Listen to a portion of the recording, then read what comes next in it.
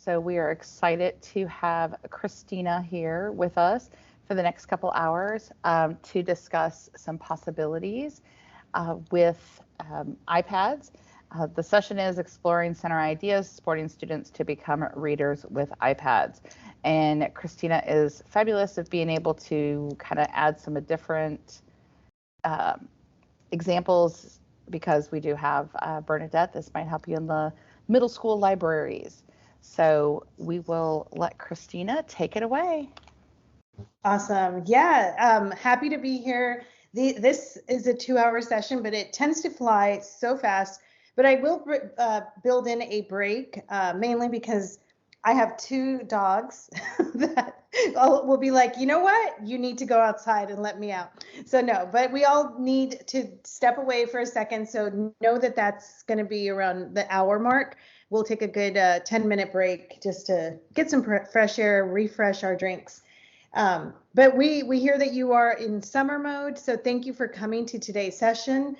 I used to live in San Antonio up until June, and I miss it dearly. We lived there for 15 years, and I live now just outside of Austin, so not too far. That means I can still drive to see you all. I'm a leadership and learning executive at Apple. So that means that I talk all things teaching and learning and those best practices. And so prior to this role, I was on a national role where I got to really focus in on literacy and our earliest learners, and working alongside some of our national orgs like NACCE and the Fred Rogers Foundation. And but I was in the classroom and actually in Comel ISD for my first teaching, I guess, I've been in the classroom a little over 12 years. So my last district I was at was Comel ISD, and I loved it. We had MacBook before iPad existed, and then iPad came out around 2011, 2012, and I remember it was, revolutionary. But now, we're going to be on iOS 17, which is remarkable. And if you haven't heard the Apple news, I don't want to ruin it for you. I want you to, after today's session, head over to WWDC or the apple.com and check out the new type of technology that was introduced to the world. So along with those updates, a lot of great things happening. And I'm excited to dig into really, I know it's very cool. It's crazy. It's so crazy. I don't even have words. I can't wait to try it, I guess, is the only thing. But today we're really going to hone in on iPad, and then out of the box, what are some of the things you can do? Now, there are third-party partners that we have, like Seesaw, that Ashley, if you haven't discovered Seesaw and team, like we give it a thumbs up. It is a great training for multimodal tools. And so I'm going to just start sharing my screen to dig into this. But if you just joined us, I'd love to know what district you're from and what you teach, or if you're in an instructional coaching role or counselor.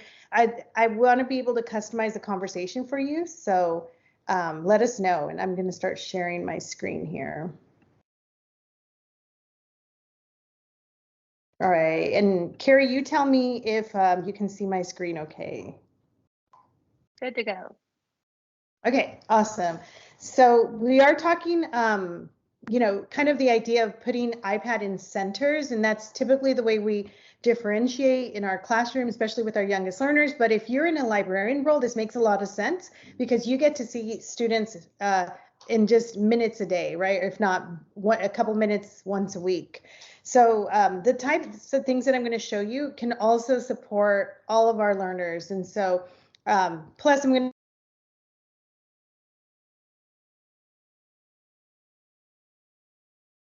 Seesaw today, but I want you to know that Seesaw is a great starting point. It's one of our education partner apps.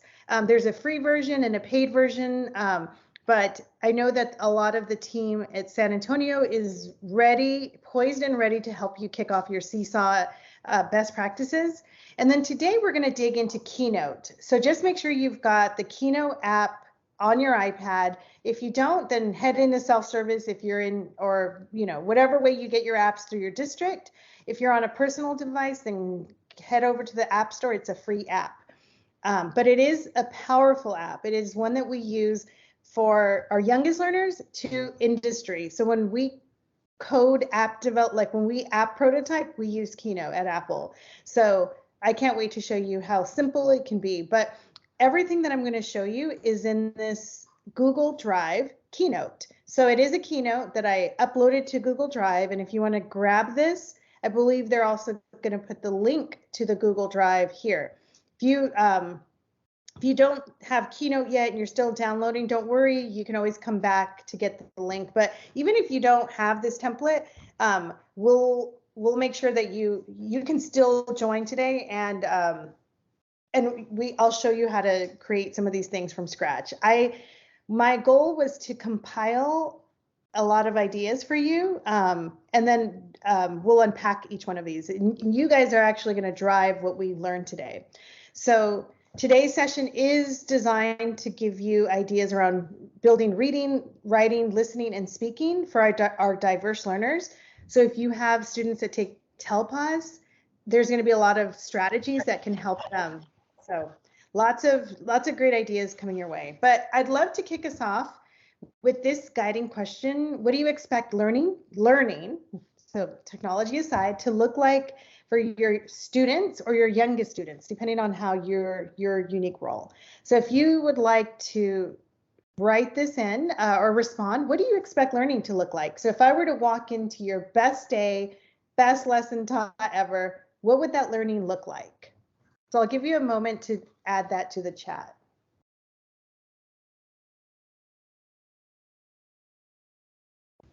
Christina, we did get a couple of new people, so welcome to those who came in.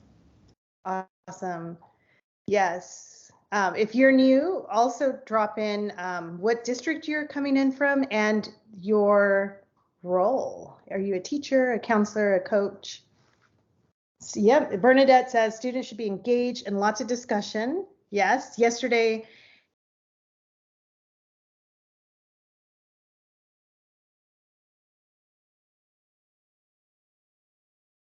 Oh no, did we lose Christina? right? Student centered, students engaged. Yeah, she comes in and out, Kelly. Okay. Am I cutting in and out? Yes, you were coming in and out. Oh no. Okay. Let me know when I can shift things around here. Okay. So student opportunities, 5th grade teacher, all subjects except science. Okay, Amy, welcome. And 2nd grade teacher joining. Okay, well, keep those responses coming. Hopefully I'm not too much of a cutting out too much. But really, we'd like for you to look at technology. We're going to think about how it is used very intentionally. And so if we zoom out, we saw this kiddo giving a weather report, leveraging academic language. But if we know that they are using it to learn. Hold on, let me stop and reset. Okay, I heard feedback. Let me see. Can you hear me okay, Carrie? Yes. Okay, let me do one thing. I'm gonna turn off my VPN and then I'm gonna tell my kiddo to get off his video game. I don't know if that's making a difference. Oh. I don't know. I would think that I have enough bandwidth to, we just got AT&T fiber, but you never know. I'm kicking everyone in the house off of the Wi-Fi. Woohoo, gotta love it. There I'm you gonna go. tell my mom. Well, Christina's doing that. Again, welcome to those of you who are here. We're working through using the iPads for, what type of center ideas, and Christina's gonna give us some examples. So what's great about sharing in the chat of what grade levels you teach, it gives her an opportunity to know and give some examples. So If you have All your right. iPad and you just joined, if you can make sure you have Keynote on your device. Okay, Christina, it's all yours. We'll try it again. I turned off my VPN and kicked everyone in the house off Wi-Fi. So let's see if that helps. We were just saying beforehand that this week, San Antonio experienced a power outage, and sometimes, things are out of our control here, but hopefully you can hear me loud and clear now. So we posed this guiding question: what do you expect learning to look like? And I appreciate the responses in the chat. I heard a lot of student engagement, discussion, student-centered, and I love that you all are aligned to how we think as well.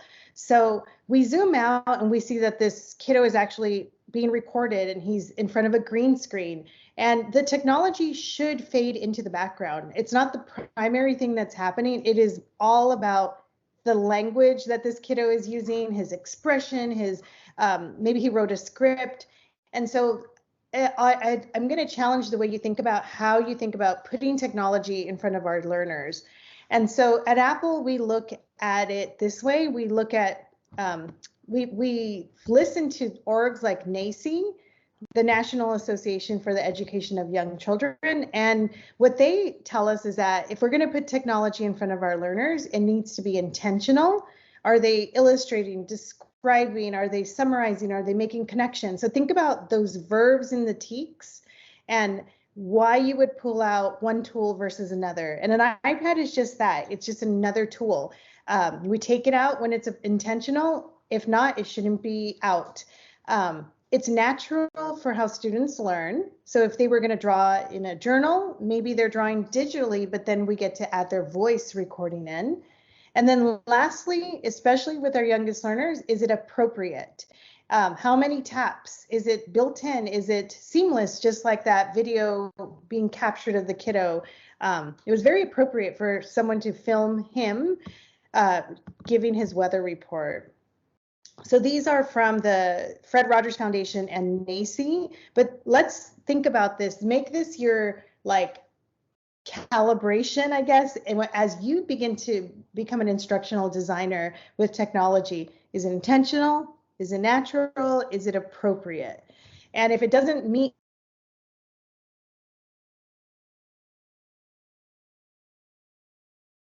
babysitting, passive all the time, there's definitely some apps that help, especially with our youngest learners, with practice, like phonics practice, but they should have a well-balanced diet of what they do with technology. And so we like to share this as well. Although our conversation, is reading focused, this is from the National Council of Teachers of English. This makes sense across science and math and social studies as well. So they've redefined literacy to include the practices of engaging, creating, consuming, and critiquing with all kinds of multimodal texts. So the key word is multimodal, muchos modos, lots of ways. And really that's all it means. It's more than one way. And if we've worked with diverse learners and multi-language learners, we know that the more ways that we show them things, the more it's going to cement ideas and make connections for them. So a digital book is multimodal. It's got text, audio buttons, and maybe video. Web pages are multimodal because you've got those visuals next to the text. And we know that we can also use iPad as a listening center. So anything with text, the iPad could read it to us. And then the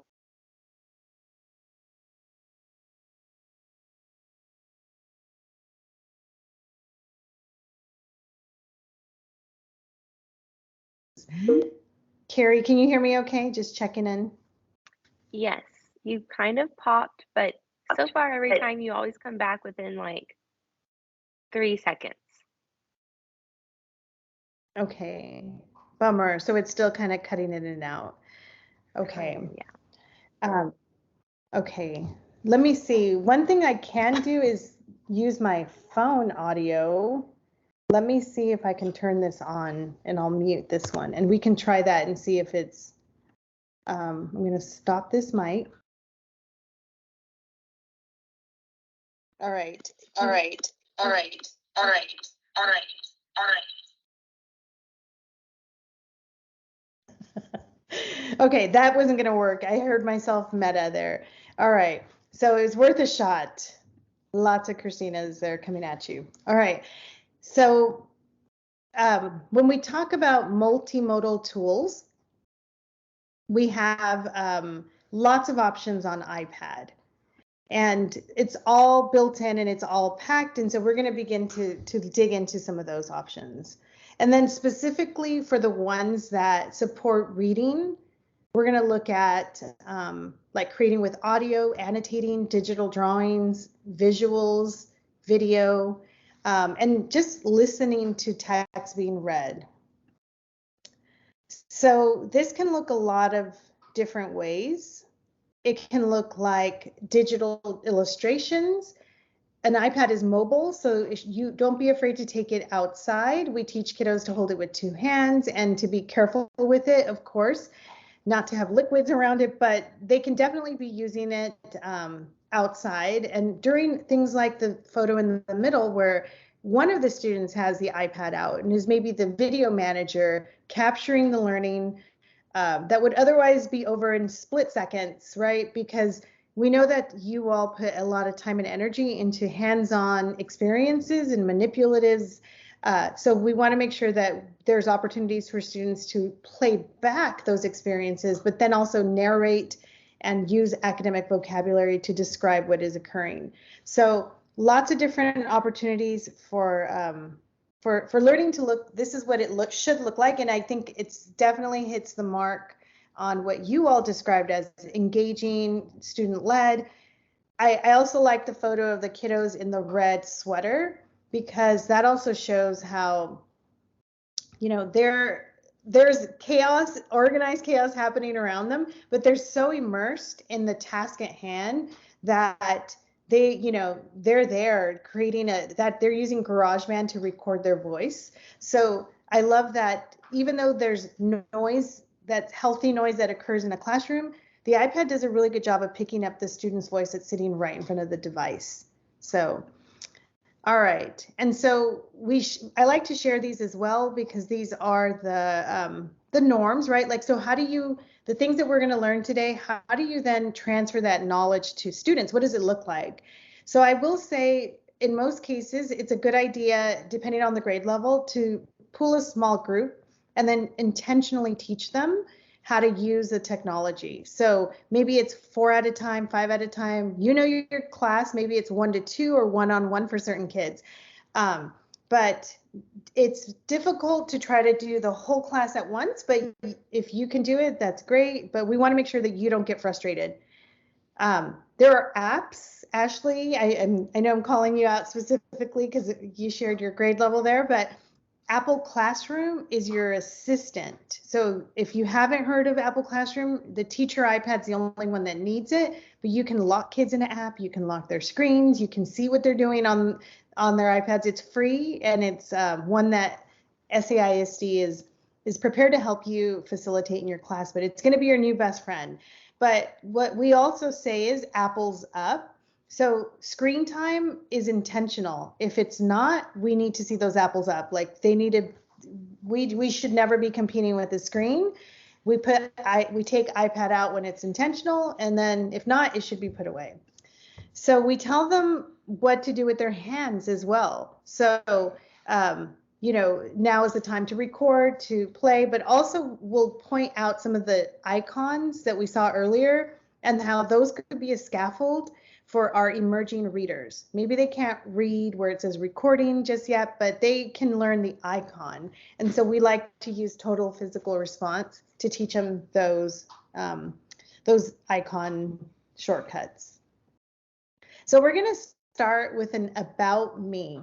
And so this, you're going to get the keynote, and I'm zooming out to kind of show you what you'll get. So pretty much from here, and then the next part of our keynote and our time together, you all are going to drive what we do first. So I'll unpack as much as I can, but you guys get to decide where we go and choose your own adventure kind of way. And then I'll share everything here. But we're all going to do this first one here called About Me. And the way that I designed it is a non-linear keynote.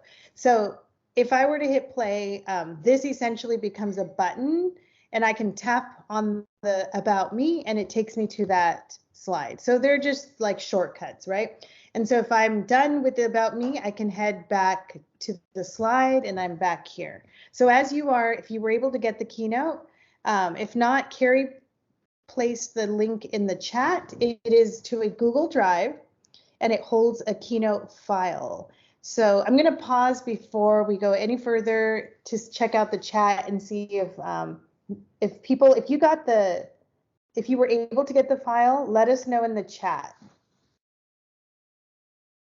Awesome. And we've got some pre-K in the room.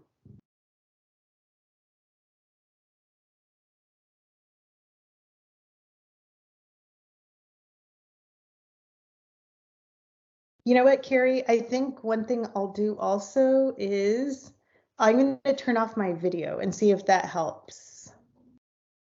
You had a good run that last moment.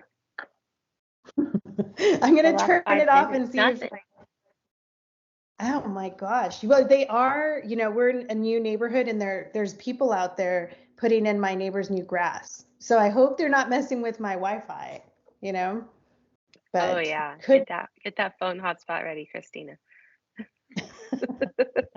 I know, charging everything for sure.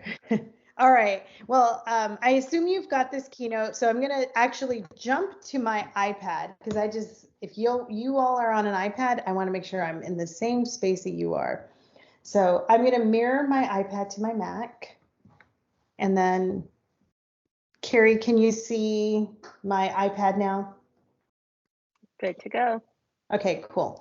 So you'll want to unnest the slides. And so you do that by toggling the little caret on the left. And you'll get these activities here. And so you'll choose the one that looks best like you, or you just want to choose for today. And so the first thing I'm going to introduce you to are the multimodal tools that sit up here. And so we're going to focus on these last two, the shapes and then the media options. They sit across the top. And then we will also go to this paintbrush. So those are the three that we really need to, we'll be using heavily today. So the keynote itself, if you have an edit button over here, go ahead and tap edit so that you can fully interact with this keynote. But it is about 100 or so, over 90 slides. So I definitely gave you a ton of ideas to start. But the intent is never to put a deck like this in front of kids. Pull out the pieces that make sense for you. And then, but I wanted, you know, instead of downloading 8 or 9 different things, I just wanted you to have one slide deck. So we're going to go up to the shapes, and I want to introduce you to these. These are your basic shapes on this first slide, but you have a lot of different shapes that you can choose from. And I want you to think about these like Lego blocks. They're not clip art, they're vector images. And that means that you can change the color, resize them, break them apart, intersect them, combine them. And so if you can dream it, or your students can dream it, they need to know about these shapes, because it's another scaffold to help our students learn. So what I'd like you to do is to drop in different things that describe you and you like to do. So maybe over this, you know, we're in summer mode. If I wanted to say that I can scroll through the animals, or I can use that magnifier to say, you know, I have a cat. And you can resize it by grabbing one of these corners. But I'd like for you to take a moment to draw a couple, or to make a couple of these. Now, if you are more of an advanced user, something that I'm going to put a goat in here because I really want to do goat yoga. Like that's a goal of mine. But I want him to face the cat. So I'm going to grab it from this corner and just drag across this way. And now he's looking at the cat. I think baby goats are about that size. But I want him to be like a cute, like yellow goat. So you can head up to the paintbrush as long as this is selected, and you can choose from these colors or go into the fill to really scroll through more colors. So go ahead and drop a couple of those ideas into your activity there. But if you don't have this slide and you do have Keynote, you can also just do this on a blank slide. So you can drop in shapes and tell me about who you are. And Carrie, I don't know if you're doing this on the side, but I'd love, I'm going to escape here for a second to see what you made. So if you want to hold your iPad up to the screen, I'd love to see what you made. I'm still doing it. I had opened it on my computer and then I was like, wait, I want to do it on my iPad too. Yeah, no worries. But I'm gonna add in as dogs for sure. As you all are working, this is a gentle icebreaker that you could use for back to school.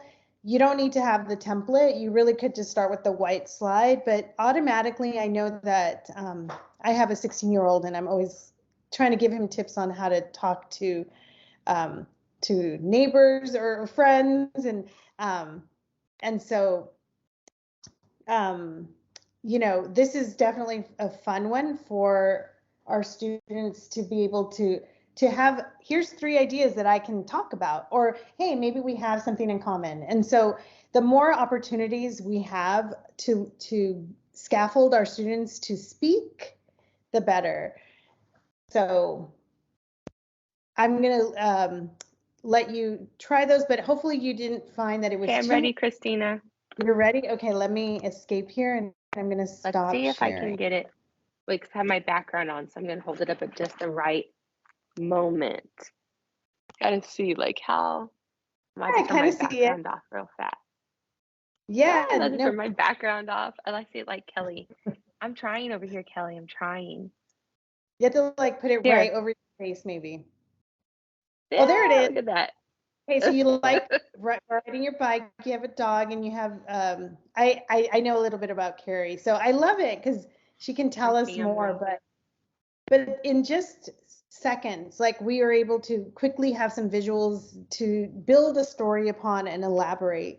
And most importantly, when I do this activity with students, I have them ask questions. If you can ask 2 questions to your, like, tell me more, or what kind of, dog do you have? Like, automatically we're now teaching kids some of those social emotional skills that they need to have, that they wouldn't, I don't think that they're modeled as much anymore. So, let's do it. Let's intentionally use technology to help in that space. Carrie, did you make one?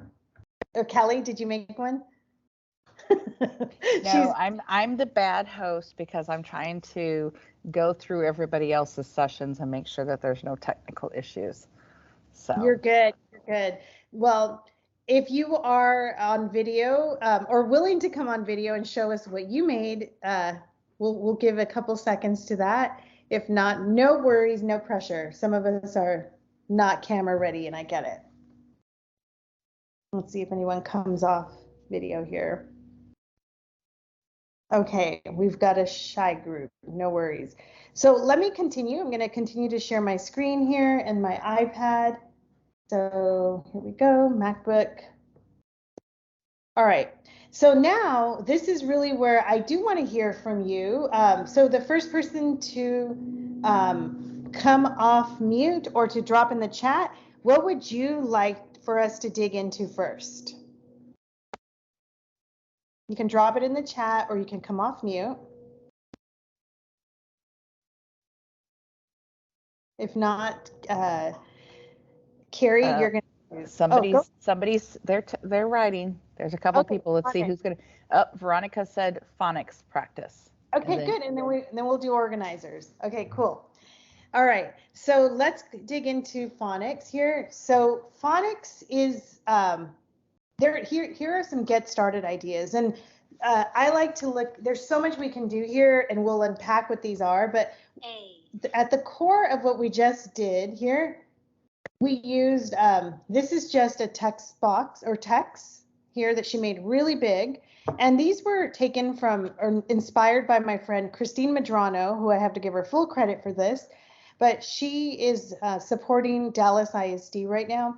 And this here is just a square, right? So we just use shapes, but this is a way to look at it differently. But she used voice memos, and so a voice audio recording. So if you head over to the little right next to the shapes, the media options, there's this icon, record audio. So she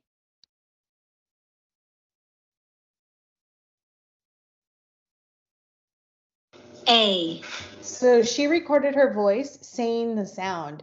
And that's really important, that it's teacher's voice, maybe it's one of the students' voice, but it's a familiar voice. And so she has this already filled out, but essentially the kids took pictures of words that rhymed with A, and then they typed them out and then recorded themselves saying these words, like this one.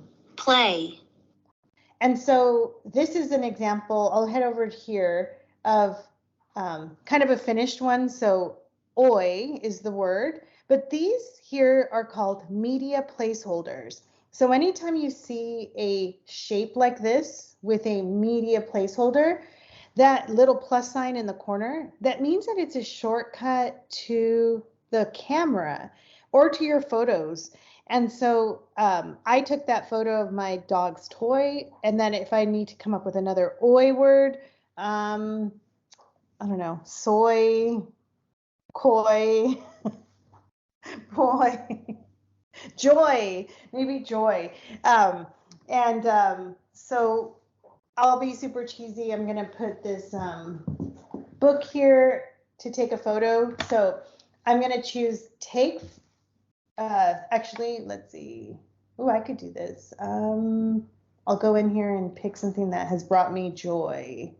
So I'm going to do my dog and my cat, and I put them in here, and I'm just going to say joy.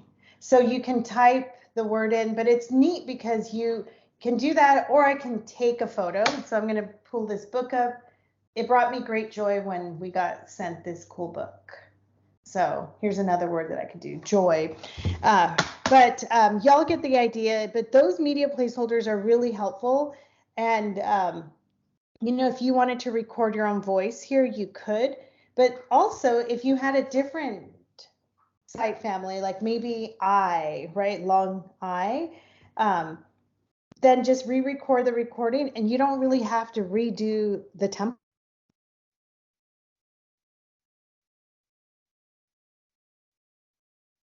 to then work this into a center, right? So I love that idea there. And then she also had this other great idea of just, again, this here is a shape. She locked it in the, if we go into the paintbrush, you can see that it's, that you can lock those up. But this is a space for you to trace with the digital draw tools, and then record your voice reading the word, and then again, like drop in a photo. And so unmarked up, it looks like this. So if I wanted to trace it, I like, let me just show you again. So under media, you have the option to draw. Let me put this guy away. So right here, that little squiggle line. So when we talked about a hand movement, we like to make a squiggle with our finger, and then students can write out the words here and then record their voice reading it. I'm going to tap done to make those draw tools go away. But, you know, as a teacher, you know, is it appropriate for the task at hand? Yes, to learn how to draw digitally.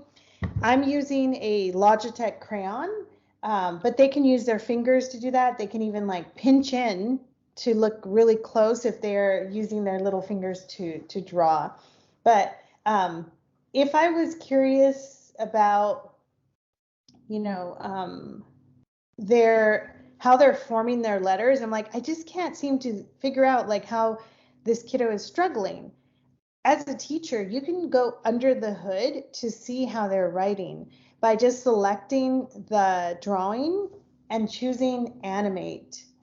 And so if I were to go to add an action, actually, it is line draw. I could replay how they form their letters. And so I'll show you again how I did that. I just tapped on the words, right? The ones that they drew. And then with one tap, you get this menu. And then if you head over to animate, you can go to line draw and let me delete it so you can see it again. You have lots of different things you can do actually, but the one that is helpful is line draw because it recreates what the student drew or wrote. And so then I could be like, oh, he's starting here. And so I need to help him, you know, with his letter formation or whatever. But those are some initial phonics ideas. Again, media placeholders, shapes, and some large font and some audio can go a long way with helping our students listen to phonics, retell phonics, and reinforce some of those. She's got some other ideas here as well, where she just put in the partner work. So maybe having students work in partners. And in this case, she's like, you could put it in split screen. And so I'm going to jump out of here for a second to open the camera app. Let's see, or I'm sorry, the clock app. So we all have this clock app here, but I want it to be in my doc. So if students had this sheet out, and the directions are to work with the partner to try to write out as many ST words as possible, and maybe you give them like a minute or 2 minutes. If you bring up your doc from the very bottom, you have the clock app here. So I'm going to press and hold. Oops, try that again. I'm going to press and hold. And I'm going to bring it up over to the side like this. So by default, it goes into this like 50-50, but if you want to have more space to write, I can set a timer for maybe 2 minutes or 1 minute and hit start. And then I could work with my partner to write like the word start, stale, whatever, and then kind of work as a partner there. But this is called multitasking, and a lot of our students are very comfortable having 2 apps open at the same time. Just know that not all apps can open in full screen. So if you're trying and it's not, so big apps like iMovie don't like to be in split screen. So just something to share there as well. So those are her fun ideas to get started with phonics, but with those foundational shapes, audio, drawing, I know that you all can come up with some amazing apps. So I'm going to put a check mark for phonics. And then thinking organizers. So Bonnie wanted to know more about those. So let's go into the thinking organizers. So I'm tapping on the blue to go to the slide and then unnesting that. And so I wanted to show you these. One great thing about working with technology is that if you are working digitally, you don't have to pay for color printers. So that means don't be afraid to use color. And so these are actually 2 that I took off of Apple Teacher. There's one here that breaks apart like your topic sentence. And yes, you can draw in this space with your finger or with the stylus. But one thing that I wanted to point out too was depending, on your grade level, and especially with things like AI coming our way, where students can say, write me a paragraph about whatever, and then it'll make it sound like I'm an 8th grader. All of that technology exists today. So the more we can hold our students accountable to hear their student voice is essential. So if I go up over to the record audio button and they tap start, I would have them explain what they're thinking for their topic sentence, and then they hit insert here at the very top, and their voice is now in that speech bubble. And I would have them do that for each part of it. That puts a little bit of accountability on the child to explain what they're thinking and really take ownership for their writing. So combining the multimodal tools with these kind of templates and organizers are essential. But I wanted to show you where you could get this. So I'm going into Safari. This is Apple's web browser. You can use Chrome on your iPad if that's your preference. I wanted to show you some of the differences and why you may want to use Safari. It is definitely core in privacy. So Apple, if anyone is trying to track you, you're going to get an alert from Apple saying like, hey, this site is trying to collect data from you. Do you approve or not? But part of what you can learn too is in this learning center. So I know our time together is limited, but there is also this asynchronous space that is free for you to access. And so you may have heard, if you're at SAISD, that you can become an Apple teacher. And so you can do that here by going into these foundational skills. And if you tap on iPad and Mac here, you can look at some of those foundational skills. And so I'm going to unnest the iPad skill sets. And so you have all of these great like basics, I guess, or foundations. But because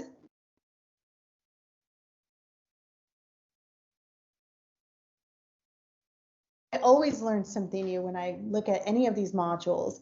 So to give you a little sneak peek, let's go into the control center here. You will always have this try it, and these are galleries with, if there's dots beneath it, that means that you can scroll through and take a look. So if you like step-by-step directions, this is your space.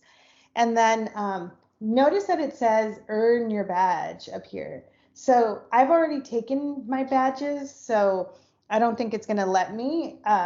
But essentially, yeah, I got a 4 out of 5 apparently. So I don't know how I work at Apple here, but anyway, this is between you and Apple, and that's it. Like your district is not really doesn't see your badges or how many times you took the quizzes, but it is something to, if you decide to, you can visit the Apple Teacher Learning Center, but as soon as you try to take a test or a badge, you do have to log in. So we recommend you using a personal email address so that you can take that with you if you were to ever leave, because you do get a logo, you get a badge that you can put on your resume and stuff like that. So I would consider that. But back to this learning center. So once you kind of take care of your foundational skills, you're ready for lesson integration. So I'm going to head over to lesson integration, and then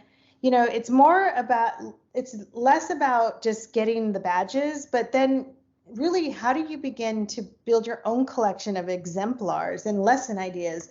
And so the Apple Teacher Portfolio is that next step. And so it's divided into these 3 sections. And so under the Activate examples, you can head down to all of these kind of get started ideas, but here's the organizer one. So if I tap on the graphic organizers, you can see that there's this example here where you can use, again, multimodal tools, shapes, audio, drawings, to have kids reflect.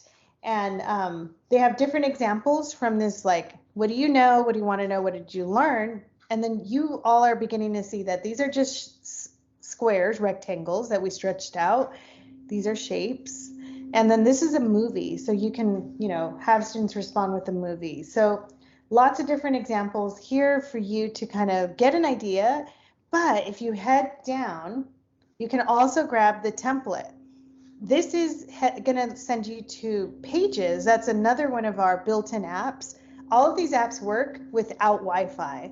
So if, it's good to have back pocket ideas in case, the Wi-Fi goes out, your students can still keep learning and everything stays on that student's iPad. But if I tap here on Pages, it's going to ask me to download, and I'll just say yes. It goes into my downloads, and I can tap, and it's going to say, hey, do you want to add this as a template chooser? Say yes or add. In my case, I've already done it, but all that means is that you don't have to worry about using your one copy, because now it's part of my templates. And so if I go to my templates, you can see that I have a lot of different ones here, including the graphic organizer one. So I can always have a nice, fresh, clean copy. So this is like a file I would send to my students so that they can see. And there's other ones in here like a vocabulary graphic organizer. Again, media placeholders for quick access to the camera. If maybe they drew in their journal and they want to take a picture of their journal, that's also a great way to mix both traditional tools and technology. But we wanted you to see where that was from. And I'm going to go back to Safari now and then back into our keynote.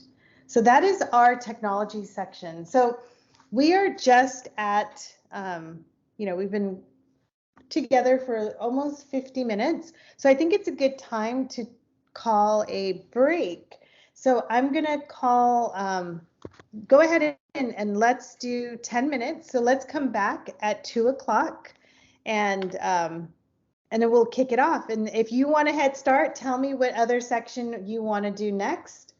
I'll put that back up so that you can choose, and then we could be ready to go. So you can either go on your break or you can vote now, but we've covered thinking organizers and phonics. So I'll see you all back at 2 o'clock.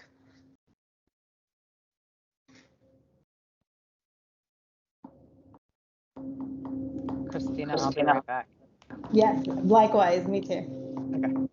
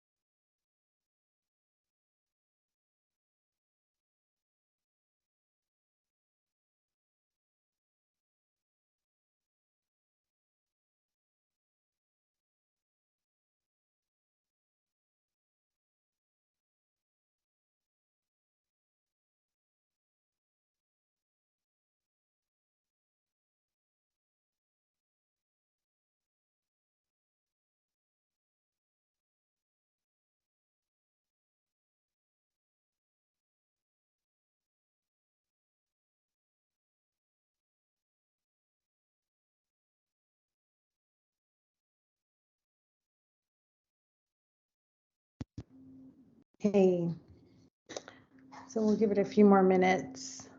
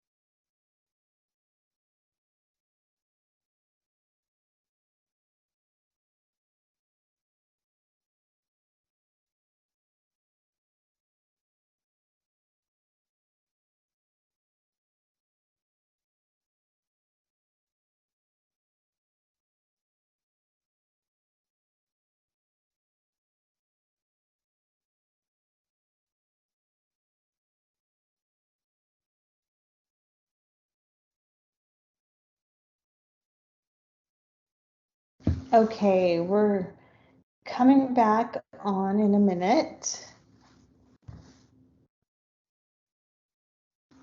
And by popular demand, the digital word wall is next. So as you all are coming back on, I'm going to go ahead and get started. I'm going to take a second to delete this here, but we've gone over our phonics practice and thinking organizer so far. All right. So digital word wall is our next driver. Carrie, before I begin, can you see my iPad screen? Are we good on your end? Good to go. Okay, perfect. All right, so let's dig into the word wall. Again, I'm using this little blue shortcut link to go to the slide. So digital word wall is really the idea of letting kids have their own space on iPad. So it would be one file that they would have. And in this case, I would give them, like this starting menu all the way down to Z, right? So it would be at least 27 slides to begin with. But if they keep it on their file, everything saves on iPad. So I don't know if you have noticed here, but there's no like file save, because once a student starts creating on iPad, all the versions just save to their device. Or if you're using managed Apple IDs, they're going to save to the cloud, depending on your environment. But this is actually a non-linear keynote. So just like the bigger, broader one, if a student taps on the word G, then they can go to the G slide very quickly. And then there's also a home button. And again, this one was from Christine Medrano in Dallas. This is one of her ideas she shared here, but it takes them back to the main A to Z menu. But I love that she did that so that students can go to the slides and start writing their words. And so again, it could be that they draw with their finger. And if they're drawing with their finger, they'd have to go up to the media options. And then we'll make a little squiggle line. They're going to the draw tools. But I encourage you to play around with the draw tools. If I say another word that starts with M is mom. So these could be sight words, it could be vocabulary words, whatever makes sense for you. But a little bit about the design. Once you design one of these, and we can actually look under the hood to see like how she did it, we can change the background here. So if I tap anywhere in this green space, I can go into the background and I can change it. I can make it purple, I can make it orange, whatever makes sense for you. And then these are just shapes. And I see that she's got a couple of them. So maybe sometimes she does these neat things where it's like, maybe they need more space. So I like that we can add a couple more there. But somebody in another meeting had come up, or another session came up with a great question. They're like, well, what if they have a lot of M words to the point where we need to go to another slide? And so we added a slide. So I'm going to add this pink one here. But then they said, well, is it going to mess it up? Because it's like M. Is it going to think that that's the new slide N? But let's test it so you can see what actually happens. So if I were to go to N, it still works. So even though you can add a slide, it remembers where you originally anchored it from. So everything still works, which is kind of cool. So if I go back and try M, it should take me to the M slide. There we go. So I love that this is about working smarter, not harder. But once you make one, it's easy to just swap out the letters. If this was the R one, then you could do that. And then you'll see me hit in the undo button. So that's right over here. It's like, it's not quite a U-turn, but it's go back to where you had it before. And so that is the digital word wall. And again, make it even better by having students record their voice. So grab that record audio button and have them say, mom. Mom is my word this week. It starts with a M. My mom is really special to me. Or whatever it is that you want them to say, and have them put their voice in here. So this takes it from something that's teacher-centered. I used to laminate my word wall, have it nice and neat, cut out all the lamination. You could still do that, but what if students had their own version of their word wall sitting on their device? So that is word wall for you right there. And I'm going to head back to our menu. So come up with a digital word wall. All right. So looking at the chat, or Carrie, if you want to read the chat, what do you think is next, or what would you like to see? So far, the three things that we've done, the digital word wall organizers, phonics, that's what was selected so far. I mean, I know my favorite is adding in the animations. Let's do that then. Animated verbs. That is also my favorite, because it really lets you begin to see the power of Keynote, a lot of the things that we talked about, live offline. You could do a lot of similar things like that in Seesaw, but the animations are really when you get into the fun magic of Keynote. So let's head over there. So for animated verbs, I want you to think about ways that we can really get our kids excited about learning. And so I put the steps here, but I really also dropped in some animals for you. I dropped in a snake, an eagle, a rabbit, a turtle. And so if you want to grab any one of those, or if you don't have our template, grab one from the shapes. And so this is one where our students can begin to really use their imagination. And then, of course, we're going to have them record. But if you tap on any one of your objects or your shapes, and then you head over to the little caret on the right, you can choose animate. Just like I think we did that earlier with the build. I'm going to clear this so that it's brand new. And then in the middle, you're going to add an action. And so what we're going to do is called create a path. But again, there's all these other things you could do over here. But for today, create path is one of them. And so I'm going to mimic what I think a fish would swim like, kind of like steady and up and down, and maybe they float amongst like some plants, but then they come up and then they swim across the screen. All right, and now it'll replay it.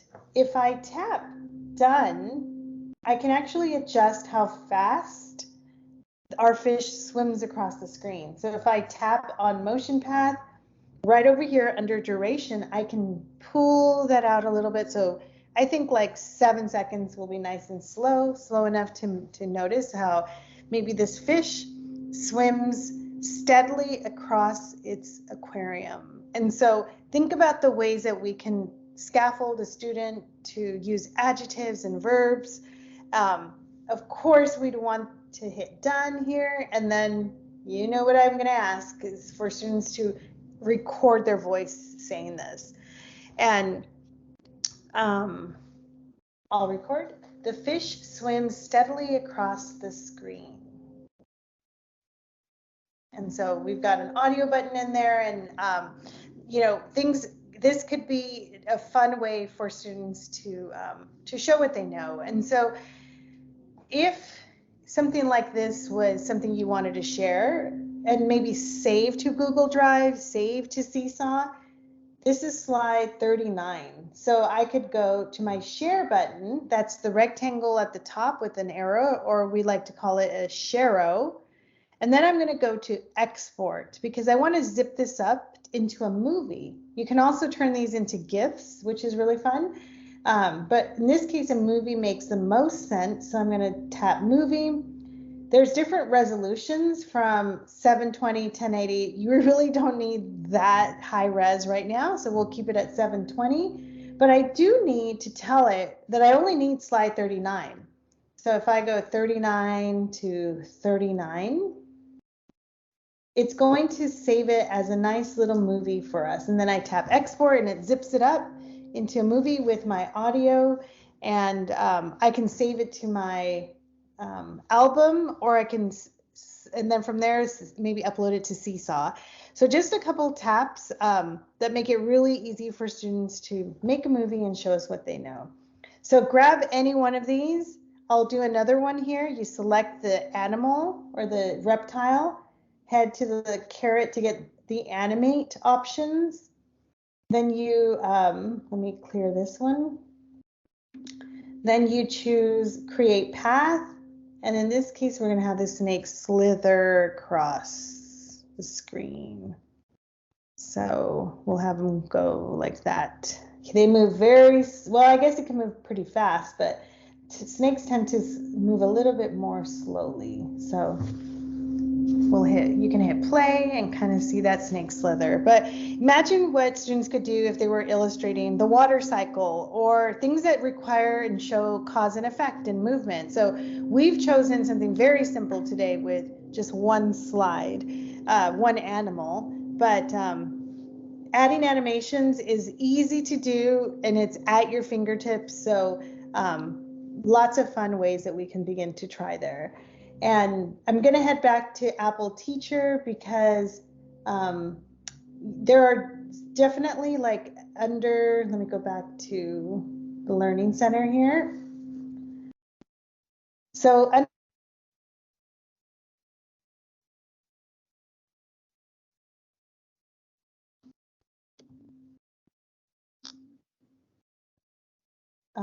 and then we spent some time on the iPad, but if you head over to Keynote, you can learn more about shapes and then adding animations as well. So if you want to go over some step-by-steps, I just wanted you to know that that's there as well. And they also kind of made this report come to life by adding blurs and different animations that I didn't cover. So always so much to learn, including videos down here that help you go further. All right, so let's head back to our menu. Carrie, what is next? So she has had to move to another session. I would like you to show fluency. I heard all about fluency yesterday from a colleague that was enjoying what you showed with fluency. Unless anybody else here in the group wants to do writing prompts, you know, I'm all for anything. Y'all are the ones who...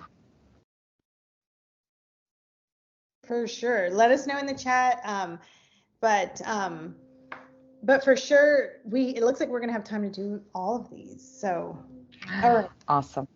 Okay, so let's head into fluency. Fluency is one that, you know, I know when I had kiddos in the room in my first grade, second grade classrooms, we would use phonics phones. So we would use those PVC pipes that or if, you know, I had one or two from Lakeshore that actually look like phones. That's how kids would hear themselves read. And so we want to give students ample opportunities to learn how to read. And so I'm going to start off with a very basic idea here. So earlier we saw this here, where a kid was in front of a green screen. Well, I'm so excited that you don't have to have a green screen anymore. Like you can actually just use Keynote. And so this is a photo, just a photo I had in my camera roll. And I'm going to stretch it out so it takes up the entire size here of my screen. And then I'm going to head up over to my media. And I'm going to go into live video. So live video, you can see me here, but this is kind of lame. We want to make sure that it looks like magic. So we're going to head up to the paintbrush. You have 3 tabs. The one in the middle says live video. And all you have to do is toggle the background off. And now I'm inside of the beach.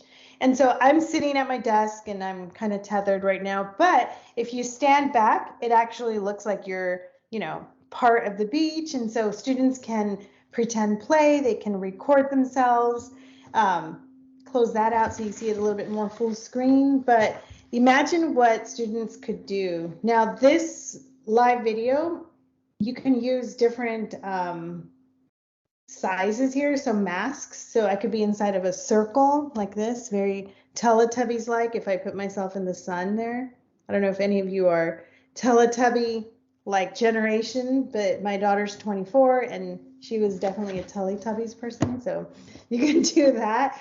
Or you can make it a square, a custom shape, so anything like that. But imagine what your students could do. They could tell the weather this way. And again, you can also like record this, but any opportunity for a student to read a script and you know, share what they know. But I wanted to share, I'm going to jump into Apple Teacher because this is a good opportunity to talk about the forum. So we spent some time kind of giving you those foundational skills in the Learning Center, but the forum is a new space at Apple. It's got a lot of areas, but if I go into teaching and learning, then you're going to be able to see kind of the things that are trending here. So there's people posting every day. And then I like looking at the areas. And so under literacy, I posted something early on. It's called Create a Reader's Theater with Pages. If you click on that, you'll be able to see a little bit of like why you would want to do this. So this is my blog post here. A little of the like step-by-step directions, but then if you really wanted to get more scaffolding, I linked the YouTube on how to use presenter mode. And so in that, I also gave you your first reader's theater. So I rewrote the Three Little Pigs right here. And so if we head over into, let's see, I think I've got a different one up here. I have an animal report. But what I love about this is that, you know, you can put in emojis. This is very Highlights magazine-like, where sometimes students needed a little bit of an image, so you can use emojis there. You can also color code. So sometimes we want to have like the different persons speaking have their own color. And so the magic really happens if you head over to the three dots. And then you put this in presenter mode. And before I do that, I'm going to show you where you would put it so that it scrolls automatically like a teleprompter. So it's just this toggle. So you want to make sure it's toggled on. And then you can adjust the speed here. So tortoise is slower, rabbit is faster. And then also like color, right? If you want it to be darker or lighter, then you just tap the screen and it starts to scroll. But let's just say that this kiddo needed a little more time to read. Just tap the screen and it pauses, and then tap again and it scrolls forward. But it seems like I feel like I need it a little faster than this. So here, you know, you could begin to read, but this is built into your iPad. This is called Pages. So it looks like this. It is similar in that family of like Word or Google, I think it's Docs. And but this is Pages here. It's built into your iPad. And you know, you could have students write their own scripts, and then the key is in now they get to deliver this. And so this is an opportunity for them to read with expression and intonation and like a character. So it's a sneaky, fun way to get kids to want to practice their fluency. And so combined with something like this, where you can put them in a setting, or maybe they draw a picture and they can, you know, now they're immersed in the Three Little Pigs with their own illustrations. That could be really cool. All right, the next example is actually a pretty simple one, but this was just a media placeholder, and I took a photo of what I was reading, and these are just shapes. And then it's the idea of just having students use that record button to read. There are lots of ways to be as a person, and some people express their deep appreciation in different ways. So I would read the passage and then drop in my audio buttons. And you'll find that students want to do a better job once they hear themselves. So I would definitely require my students to hit play. To read, there are lots of ways. So, and then this is just a little fun way to say, well, put a star next to your best version. Which one did you read the best, or are you most proud of? And so, again, a media placeholder here, 3 boxes. And then you all can totally customize these to make them prettier or go with your school colors, but really is super simple to give them a template, to give them some parameters. And this would easily be a good 15-20 minute center. And then they could listen to themselves, to their partners read, and maybe even like you could have other colors in here. So I'm going to copy this star just to show you, like maybe their partners can come and say, well, I liked your second version best. So just different ways to read, hear others read, be a critical self-reader, but also always reinforcing those fluency skills. And then we've got this one here. And so one of the centers that my students really enjoyed was this stamp center. I got these stamps at Lakeshore, and they were able to create a setting, and then they would write something very quick here about, I'm going to delete this so that we can start over. But they would kind of make up a quick story about what was happening in that picture. And so this is a way to get in writing, and then the fluency of like, well, read what you wrote and read it fluently. So using technology, let me hide some of these things here. So I can double tap here, and then I'm going to practice using dictation. So dictation is the mic.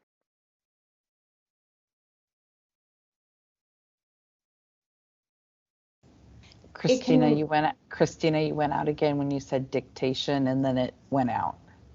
Okay. I'll try my best to. You've been doing good until right now.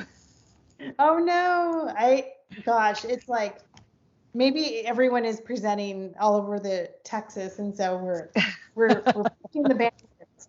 But yeah, so this is dictation here. I'm gonna model it based off of this little illustration. So I'm just gonna make up a setting that the mom is taking the boy to get ice cream because he got a great grade on his test. So the mom and the boy are headed to the ice cream shop because the boy got 100% on his fluency test.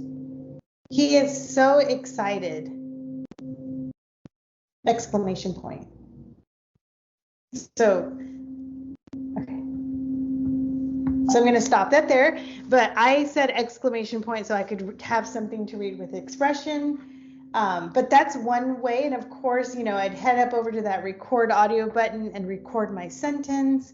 And then, you know, that's hit insert, have my audio button there.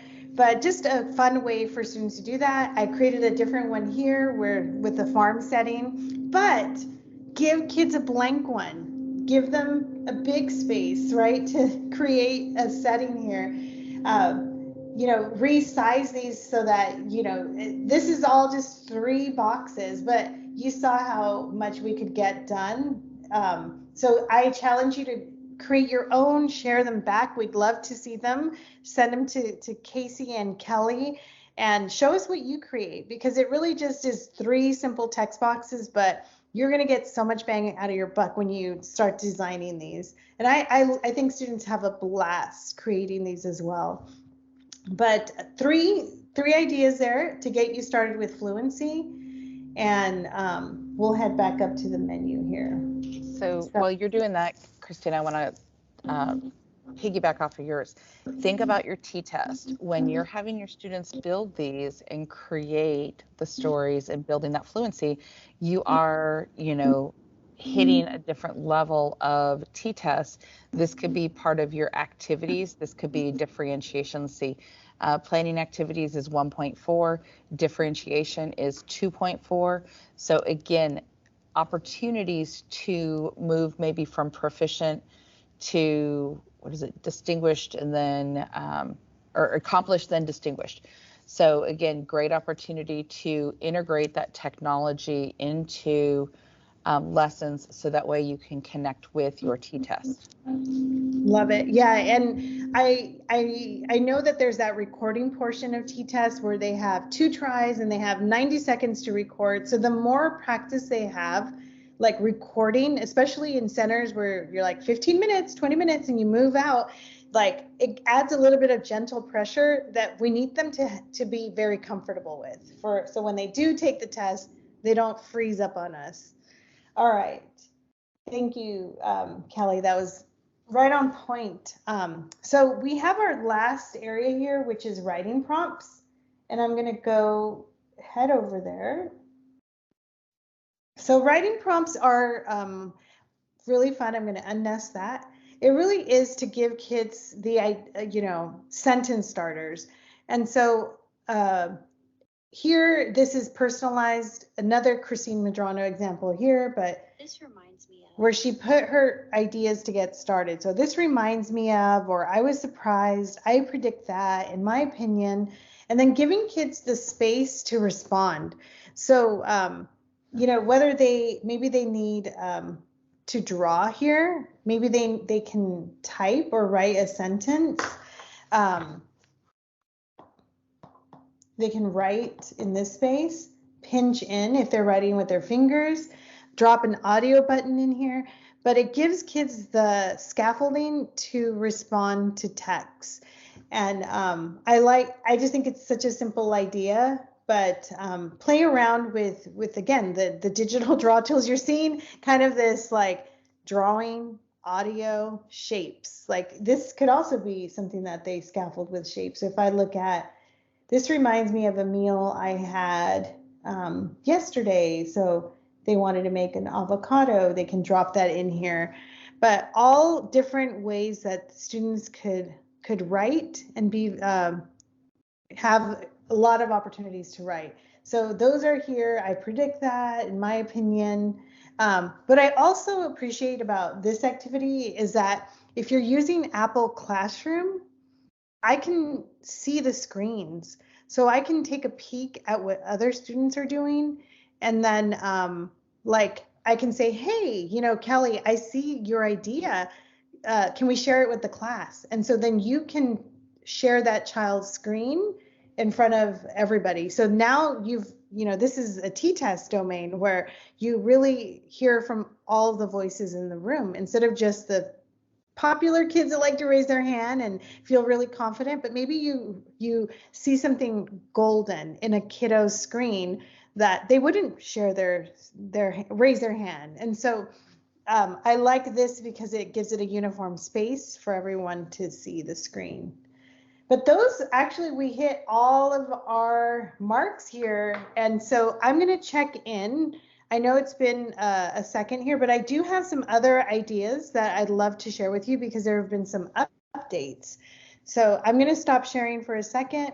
And I'd love to, in the chat, to hear from you, like which one of these ideas do you want to go back and try first? Or are you most excited about?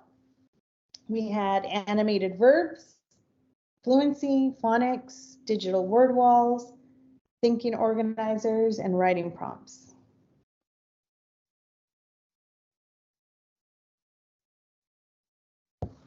And I'll see if I can turn on my camera so I can see you all. Fluency, yes. Fluency is a big one.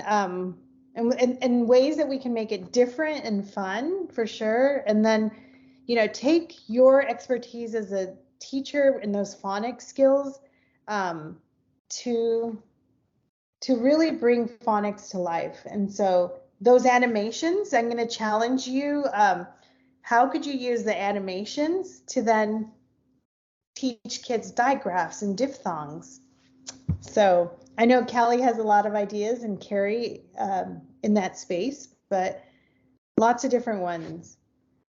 So I'm gonna share one more idea here, one that I'm really excited about, and it's the idea, I'm gonna share my screen here, of using some of the built-in accessibility tools. So I have a Japanese flyer in front of me, and I don't know, Kelly, can you read Japanese? Can anybody read Japanese on No this? way. I know, and it's interesting because it's written left to right. I don't know if that's how they, anyway, I'm like, I thought it was written, well, maybe it's written like the other way. But so I'm going to mirror my iPad here to show you something really cool. So it doesn't matter if you don't speak the language. We're going to head to the camera. There's a really cool new feature. So this is about unlocking print for our students. So here's that worksheet or the flyer, the Apple flyer Japanese. And there's a new icon at the very top. It's called live text. And so I'm going to tap the live text. It pulls it out. And now I can select something. I'm going to select this portion. I'm going to say translate. And so it just translated it for me. I can have it speak to me if I wanted to here. Capable of any task, it's an easy tool due to the versatility with various functions, students, and anyway, the audio is cutting in and out there, but you get the point. So if you are planned to travel this summer, you can use your camera and your iPad to just open up the camera, look for that live text icon. I'll look at this here, and then I can translate it into a language. I can also have it speak to me, but in this case, translate makes the most sense. But I could also change the language. So if I spoke, let's take it from Japanese to Spanish, it'll now translate it that way. So very cool things that are possible with your iPad. We've got the most important thing, I guess, that I want to make sure I leave you with it here is go to the Apple Teacher Learning Center. There's so much to learn there. But yeah, go ahead. Can I add it? So for those of you who are in SAISD, think about, we do have students who don't speak English and don't speak Spanish. So this is a great way to help our refugees, help our other dual language students who, again, are not, and I know it's not dual language, but I can't think of my words.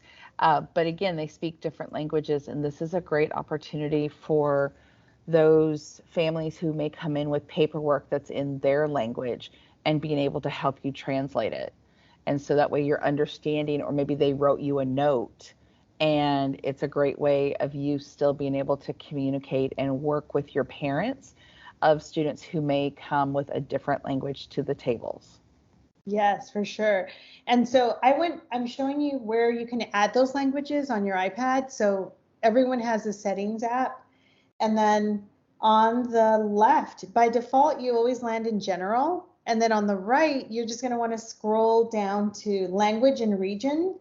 And notice that you want to keep English as your primary language. And then I added like Spanish from Latino America, Spain Spanish, and then Greek. Somebody was traveling to Greece and they're like, oh my goodness, I'm going to tell my daughter right now because she's in Greece. And so I'm sure that's going to totally change the way she experiences her vacation without having, we used to carry these little dictionaries around. I had one when I visited Japan, but really now you just need your phone. And so you can add a language and you can scroll through the many different languages available. And so once you choose a language, it is going to ask you this one question. I would recommend you say use English as your primary language and then just add everything else as a secondary language. You'll see your iPad kind of do this like reset. It's going to turn like black, kind of like reset itself. So now it has access to those other languages. And so those are really, go ahead. I hear you chiming in, Kelly. This is great. I can use it now when my significant other thinks he can talk German to me. Yes. Well, I mean, definitely. So we're totally going off script here, but yes, you can. And I'll show you even better how you can use that. So like, this is something that I would send my kids to, like, but if a kiddo was coming with a different language, this is Safari again, just like a National Geographic's page. If I go up to this little A, big A, I can translate it to Spanish. And so now this whole article is in their native language. Or if I had a Greek student in my class, I'm going to go back here, hide reader. Let's go back to view original. And then I guess I got to add my other languages here because I only see Spanish coming up here. But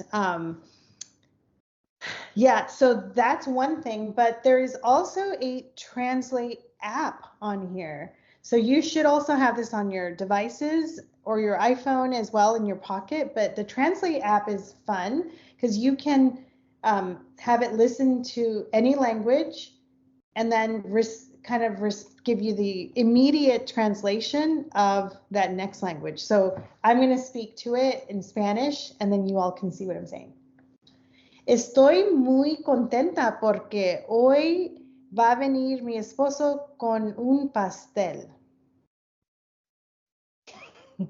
And then it's listening for my response. That's really cool. What kind of cake are you going to get? And so I'll pause it, but you guys get the idea. Like this is happening immediately.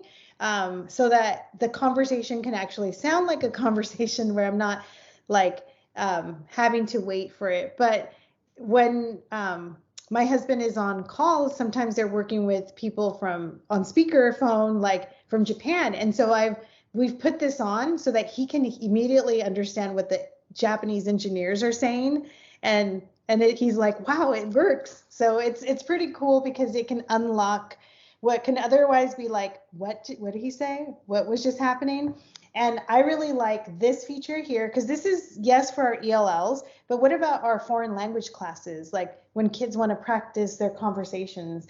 But this mode down here changes it so it's face to face. So it's like, you stand on that side of the iPad, I stand on this side, and I get to see my version and you get to see your version. So much like those old Atari Pac-Man arcade games where we sat across from each other.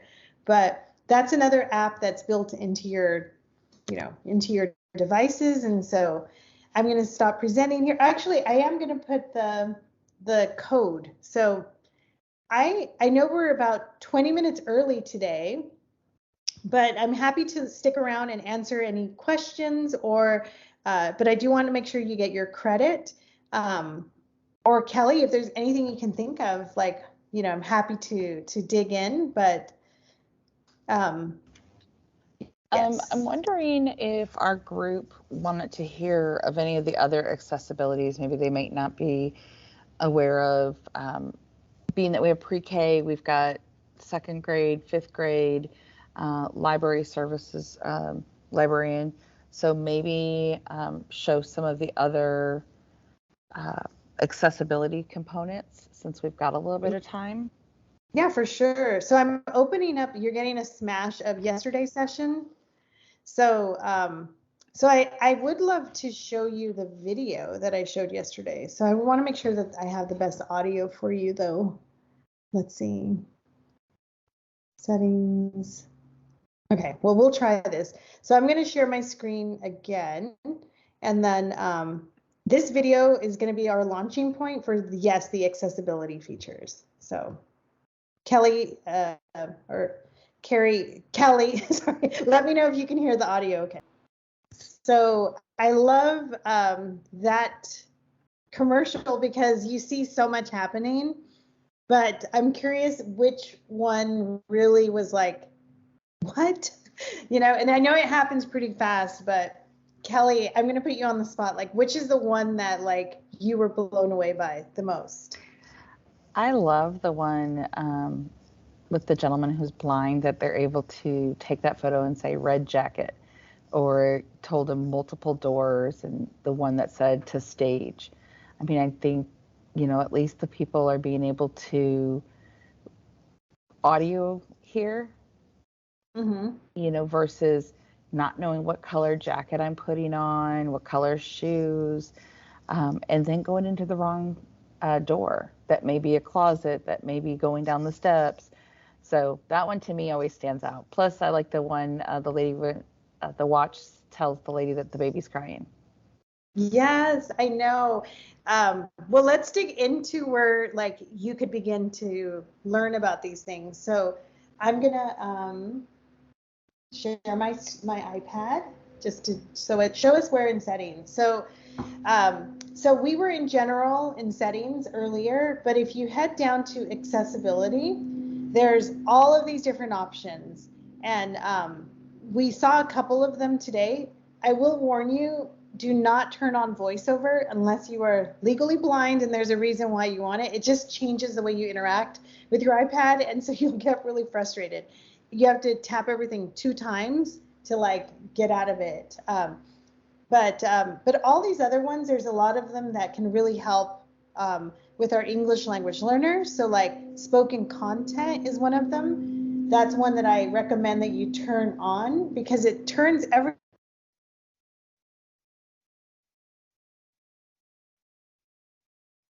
for a student that didn't understand, maybe like, what is this word right here?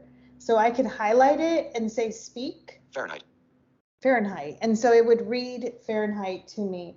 And I'm going to slow it down. It was reading at 2 times this pace, but let's have Alex read that to us again. Fahrenheit. Now it's a little slower, Fahrenheit.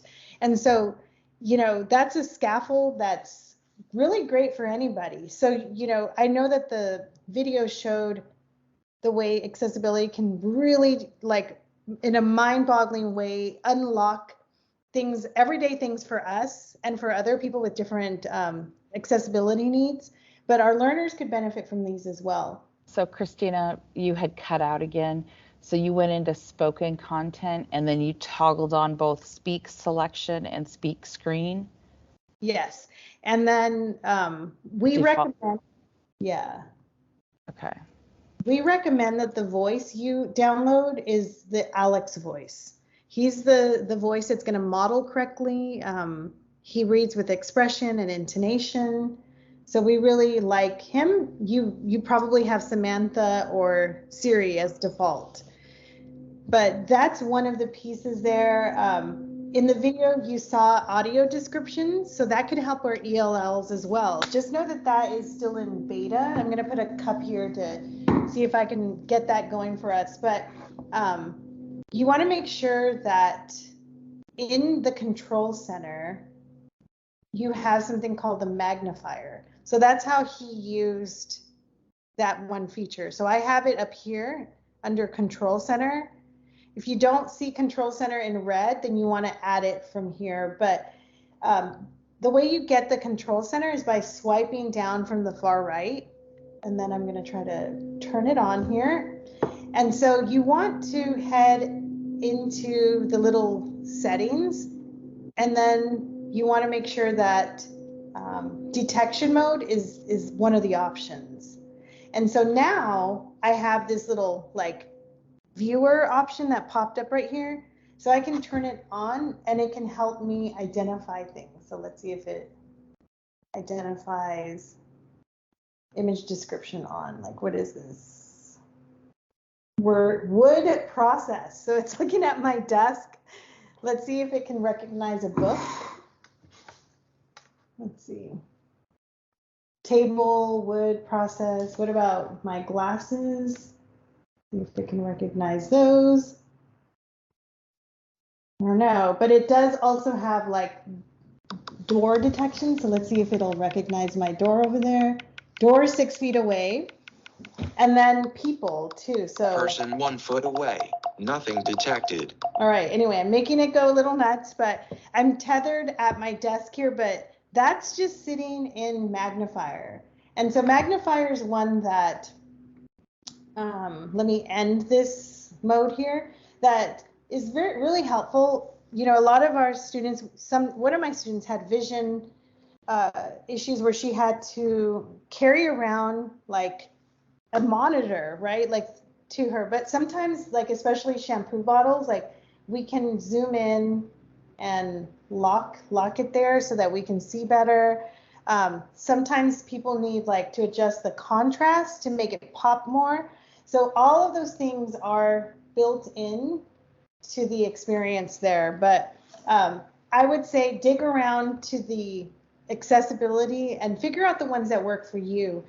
Under sound recognition, this one is kind of cool. It does take a second to download, but for my mom, she uses hearing aids. And so we set her so that it would listen to the doorbell and when the dog barks. And so it does work alongside like an Apple Watch. So when the doorbell rings, she gets an alert that says doorbell, because otherwise she misses it. And sometimes I need my Amazon packages and I'm not home. But yeah, lots of different ways there. But Kelly, we can dig into that all day long.